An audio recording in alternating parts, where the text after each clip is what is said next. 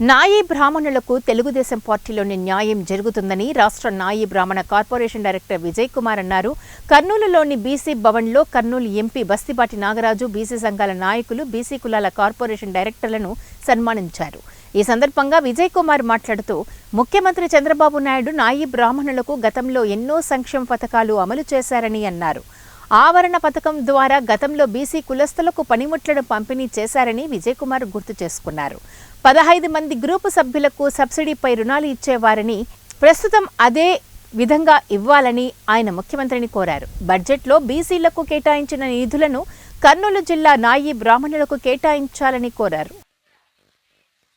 మహిళా ఉపాధ్యాయురాలు సావిత్రిబాయి పూలే గారికి జయంతి సందర్భంగా బీసీ భవన్కు రావడం జరిగినది. ఇక్కడ బీసీ సోదరులందరూ కూడా నాకు సన్మాన కార్యక్రమం ఒకటి ఏర్పాటు చేశారు. నా పేరు పాలకవీటి విజయ్ కుమార్, స్టేట్ నాయీ బ్రాహ్మణ కార్పొరేషన్ డైరెక్టర్ని.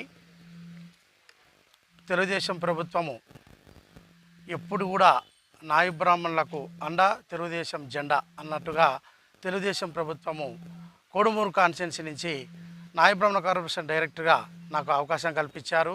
చంద్రబాబు నాయుడుకు ధన్యవాదాలు తెలియజేస్తున్నాను.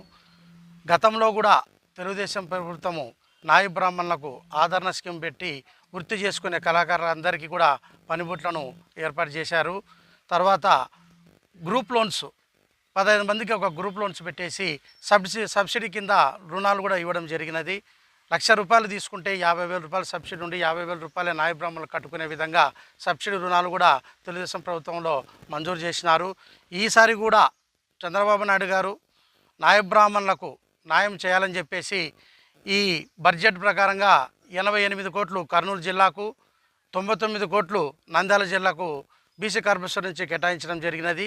బీసీఏలో మాకు సంబంధించి ఎంత బడ్జెట్ వస్తుందో తెలిసి దాని నుంచి ఖచ్చితంగా మా నాయీ బ్రాహ్మణ సోదరులందరికీ పనిముట్లకైతేనేమి, బ్యూటీ పార్లర్లకైతేనేమి, సెలూన్ షాపులకైతేనేమి ఖచ్చితంగా న్యాయం